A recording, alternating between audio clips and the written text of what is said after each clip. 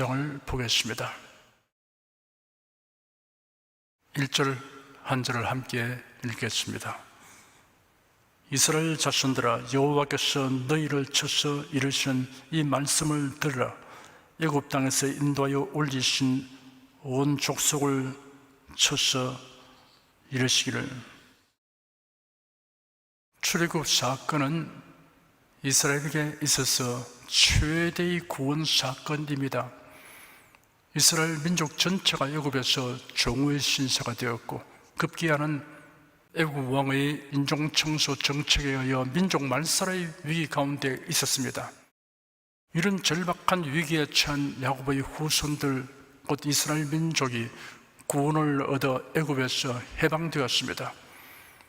이러한 구원을 얻게 된 요인 두 가지가 있습니다. 첫째는 하나님의 언약에 의해서 구원되었습니다. 하나님께서 이스라엘의 조상 아브라함에게 예고하고 약속하신 말씀이 있습니다. 여호와께서 아브라함에게 이르시되 너는 정령이 알라.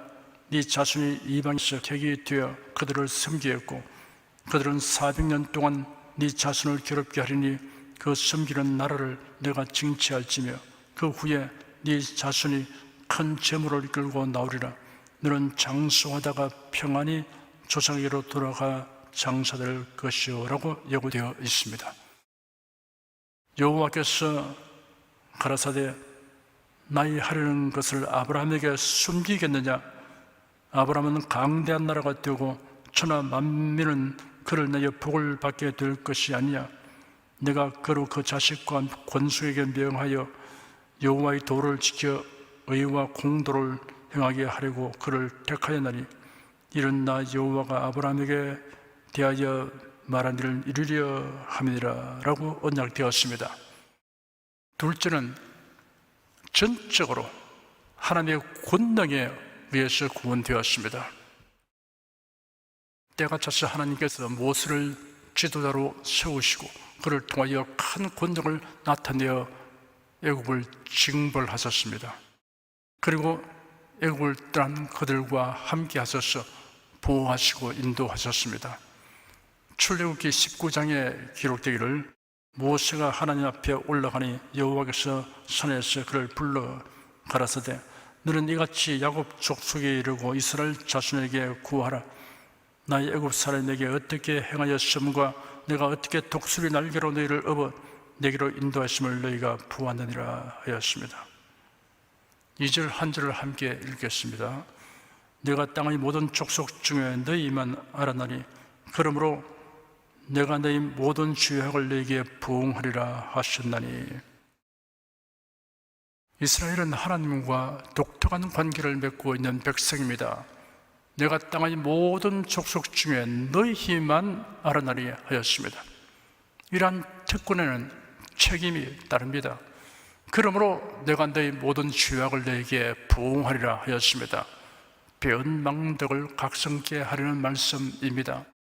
하나님은 죄와 마귀에게 포로되어 종살이하는 인생들을 그리스도 예수 안에서 구원하여 주었습니다. 하나님이 베푸시는 구원의 은혜를 함축하여 형용할 수 있는 세 개의 단어가 있습니다. 첫째, 그럼에도 불구하고입니다.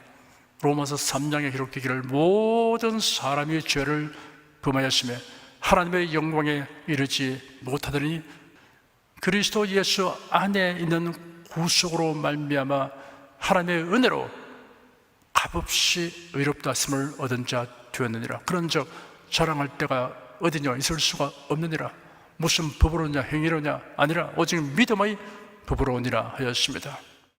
죄짓고 불의하고 무용지물임에도 불구하고 하나님께서 대속의 사랑과 은혜를 베푸셔서 누구든지 예수를 믿기만 하면 구원을 얻게 하셨습니다. 둘째, 그러나입니다. 구원받은 자들을 세상과 마귀는 온갖 방법으로 신앙을 버리도록 작용합니다. 그러나 하나님은 택하신 자를 끝까지 붙들어 주십니다. 로마서 8장에 기록되기를 누가 우리를 그리스도의 사랑에서 끊으리요? 환난이나 공고나 핍박이나 기근이나 적신이나 위험이나 칼이랴 기록된 바 우리가 종일 주를 위하여 죽임을 당케 되며 도살을 양같이 여김을 바란나이다 함과 같으니라. 그러나 이 모든 일에 우리를 사랑하신 이로 말미암아 우리가 넉넉히 이기느니라 하였습니다. 셋째, 그러므로입니다. 그리스도 안에서 이러한 은총을 입은 성도들은 그러므로 하나님을 기쁘시게 하기 위하여 살아야 합니다. 하나님의 뜻대로 살기를 힘써야 합니다. 로마서 12장에 기록되기를 그러므로 형제들아 내가 하나님의 모든 자비하심으로 너희를 권하노니 너희 몸을 하나님의 기뻐하시는 거룩한 산 제사로 드리라. 이는 너희의 드릴 영적 예배니라. 너희는 이 세대를 본받지 말고 오직 마음을 새롭게 함으로 변화를 바라 하나님의 선하시고 기뻐하시고 온전하신 뜻이 무엇인지 분별하도록 하라 하였습니다. 3절에서 6절까지 함께 읽겠습니다. 두 사람이 의합지 못하고야 어찌 동행하겠으며 사자가 움킨 것이 없고야 어찌 수풀에서 부르짖겠으며 젊은 사자가 잡은 것이 없고야 어찌 굴에서 소리를 내겠느냐. 창해를 땅에 베풀지 아니하고야 새가 어찌 거기 치이겠으며 아무 잡힌 것이 없고야 창해가 어찌 땅에서 뛰겠느냐.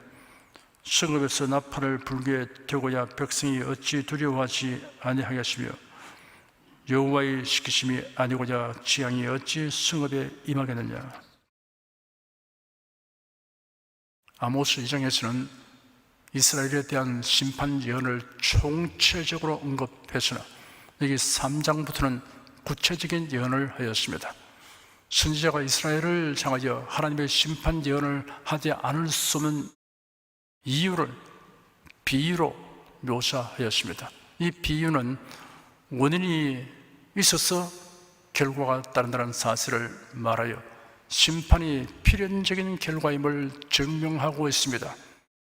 3절에 두 사람이 의합지 못하고야 어찌 동행하겠으며 하였습니다. 동행할 사람은 의기투합해야 합니다.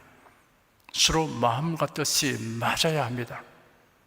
노아 홍수 이전의 인물 가운데 에녹은 하나님과 동행한 자라는 명예로운 칭호를 얻었습니다.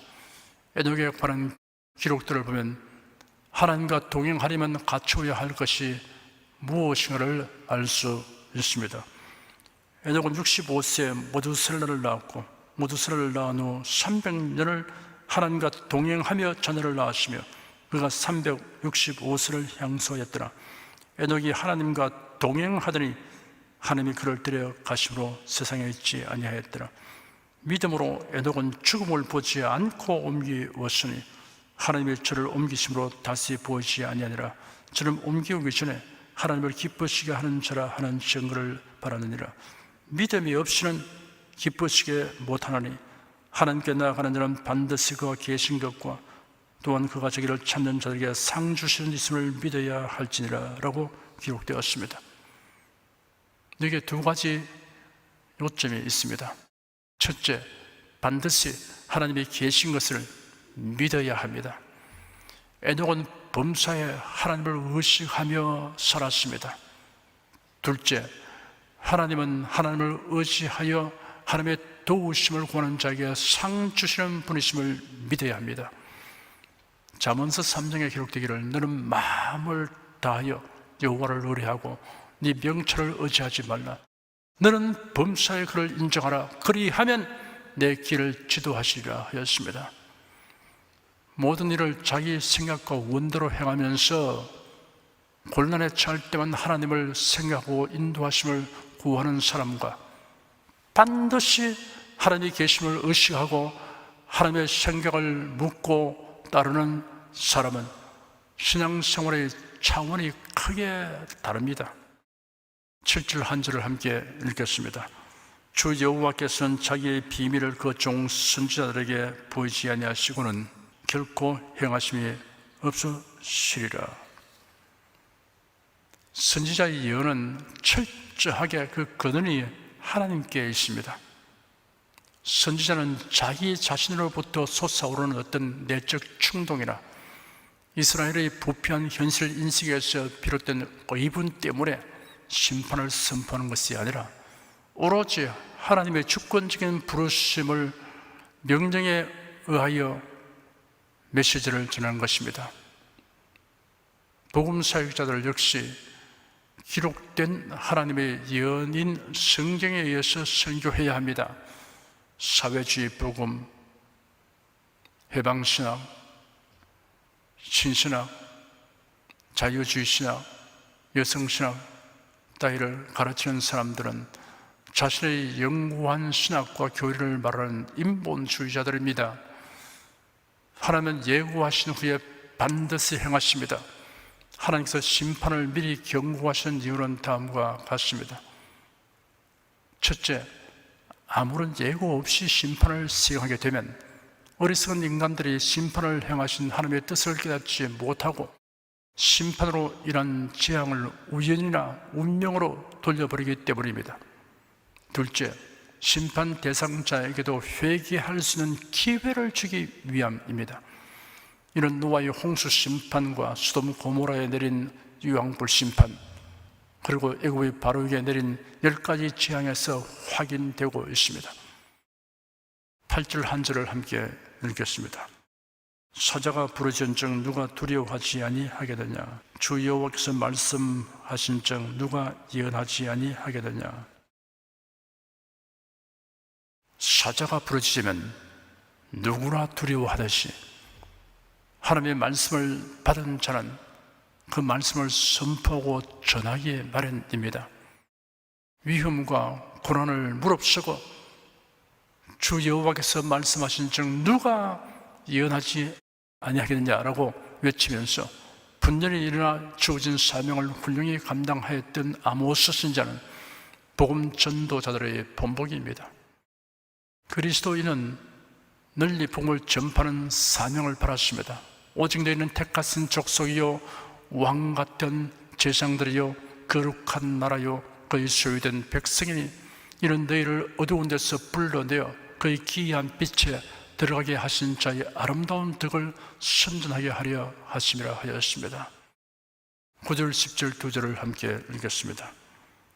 아소스의 궁들과 애굽 땅 궁들에 광포하여 이르기를 너희는 사마리아 산들에 모여 그 성 중에서 얼마나 큰 요란함과 학대함이 있나 보라 하라.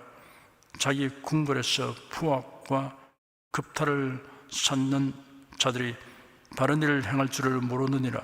이는 여호와의 말씀이니라. 다른 나라의 침략을 받기 전에 이스라엘 백성이 자기 도성에서 푸악과 급탈의 무법천지를 만들었습니다. 이방 나라들이 이 같은 실상을 범으로 이스라엘이 하나님의 심판을 받게 된 것은 결코 우연한 일이 아닌 것을 알도록 하셨습니다. 이런 이방 족속들에게도 경고를 주기 위함입니다. 11절, 12절 2절을 함께 읽겠습니다. 그러므로 주 여호와께서 가라사대 이 땅 사면에 대적이 있어 네 힘을 쇠하게 하며 네 궁궐을 약탈하리라. 여호와께서 가라사대 목자가 사자 입에서 양의 두 다리나 귀 조각을 건져냄과 같이 사마리아에서 심상 모퉁이에나 글상에 비단 방석에 앉은 이스라엘 자신이 건져냄을 입으리라. 하나님의 경고를 무시해버리면 결국 하나님의 심판에 임하게 됩니다. 이스라엘의 역사 속에서 하나님의 심판은 아수르에 의해 이루어졌습니다. 이 예언은 주전 733년에 아수르의 디글랏빌라셀 3세가 길앗과 갈릴리를 침략하고 주전 722년에 샬마네셀 5세가 이스라엘을 침략하여 멸망시킴으로 이루어졌습니다. 하나님께서는 이스라엘이 침략을 받아서 처참하게 될 것을 말씀하시면서 그러나 다른 이방 민족이 완전히 진멸되는 것과는 달리 이스라엘 백성은 회복의 여지가 있음을 시사하였습니다. 이스라엘이 비록 하나님의 징계로 인해 이웃 나라에서 비천한 삶을 살게 될 것이나 완전히 진멸되지는 않고 그 명맥을 유지할 것을 알려주었습니다. 13절에서 15절까지 함께 읽겠습니다. 주 여호와 만군의 하나님이 가라사대 너희는 듣고 야곱의 족속에게 증거하라. 내가 이스라엘의 모든 죄를 부응하는 날에 베델의 단들을 벌하여 그 단의 뿔들을 꺾어 땅에 떨어뜨리고 겨울 궁과 여름 궁을 치리니 성하 궁들이 파멸되며 큰 궁들이 결단나리라. 이런 여호와의 말씀이니라.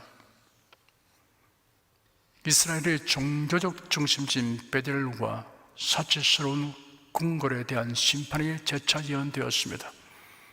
먼저 종교적인 영역에 대한 심판이 예고되었습니다. 베델의 단들을 벌하여 그 단의 뿔들을 꺾어 땅에 떨어뜨린다고 하였습니다. 베델은 야곱 시대부터 이스라엘의 종교적 중심지로 알려져 왔습니다. 그런데 이곳이 여로보암 1세 이후에는 우상 숭배의 중심지가 되었습니다.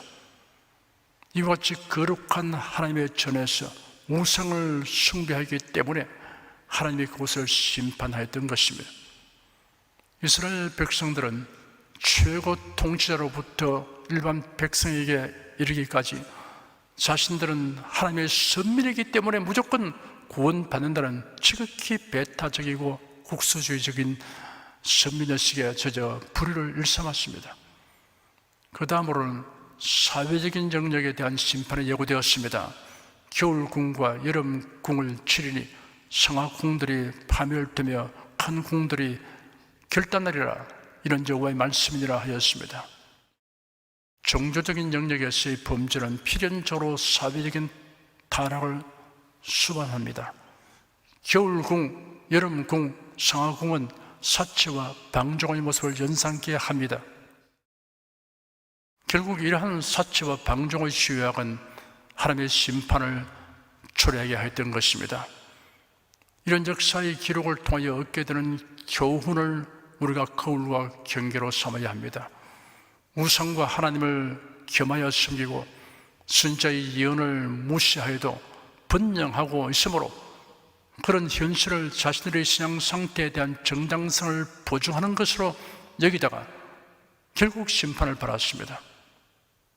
불신자들은 논외로하고 성경을 비평하고 각 종교에는 나름대로 구원의 진리가 있다고 믿으며 가르치는 자칭 그리스도인들이 현재 문제가 없이 안정되고 넉넉하면 그것이 자신의 신앙생활의 정당성을 입증한다고 오해하기 쉽습니다. 그러나 이는 두려운 일입니다. 심판을 자초하는 것이기 때문입니다. 바른 지식, 바른 믿음을 유지하려면 부단히 성경 말씀에 자신을 비춰보아야 합니다. 그래야만 좌우로 치우쳐 멀리 나가는 일이 발생하지 않습니다. 혹 치우치면 곧장 이를 깨닫게 되어 주님 중심, 말씀 중심으로 돌아서게 됩니다. 기도하겠습니다. 우리가 성경에 기록된 예언서를 상고함으로 주 여호와께서는 자기의 비밀을 그종 선지자들에게 보이지 아니하시고는 결코 행하심이 없으시리라 하신 말씀을 절실히 깨닫게 됨을 감사드립니다. 성경에 예언된 말씀은 그대로 다 성취될 것이므로 성경대로 믿고 성경대로 행하면 정령 후회 없는 인생이 되고 주님이 주시는 영광에 참여하게 될 것을 확신합니다. 오늘도 예배를 통하여 말씀과 성령으로 충만하게 하여 주니 감사합니다. 예수 그리스도 이름으로 기도드립니다. 아멘.